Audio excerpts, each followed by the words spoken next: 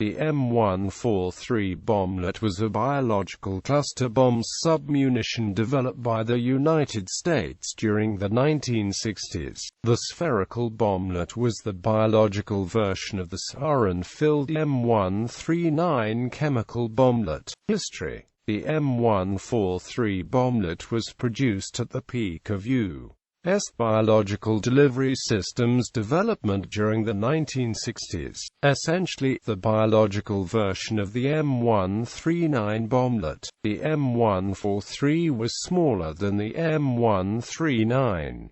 The Sargent missile system utilized the M143 in its M210 warhead. It could hold 720 individual bomblets. If that system released the bomblets at an altitude of 50,000 feet, the weapon could attain a coverage area of 60 square miles. Specifications: the M143 was a spherical bomblet that had a diameter of 8.6 centimeters. Designed to carry a liquid biological agent, the M143 carried a 0.5 gram explosive charge meant to disseminate the agent upon impact. 8% of the liquid released from the M143 was in the form of an inhalable aerosol.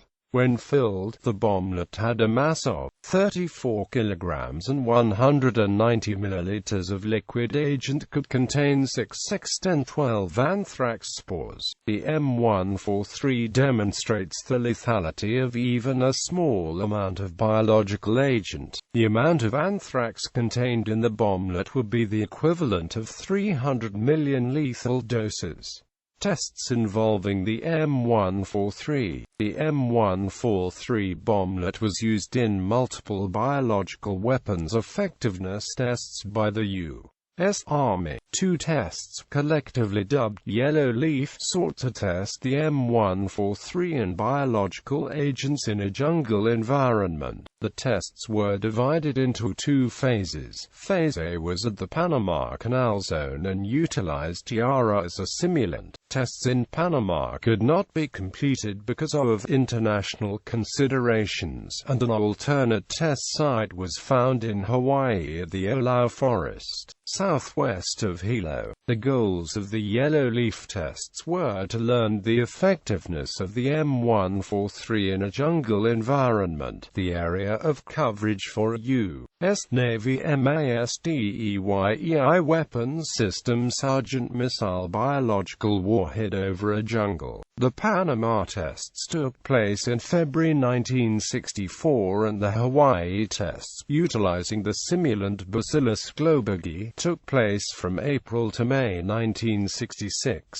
Other tests, known as Red Cloud, took place from November 1966 February 1967 in the Tanana Valley near Fort Greely, Alaska. The main goal of Red Cloud was to obtain data on Francisella tularensis and its decay rate as well as its animal infectivity data. The tests involved M143 bomblets being dropped from a tower-mounted gun into a wintertime spruce forest. E-26 and M32 dissemination devices were also used.